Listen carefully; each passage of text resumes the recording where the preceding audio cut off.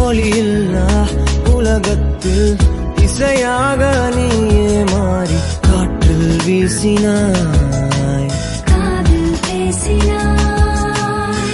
மொழியில்லா மௌனத்தில் விழியாலே வார்த்தை கோர்த்து கண்ணால் பேசினாய், கண்ணால் பேசினாய். 100 ஆண்டு உன்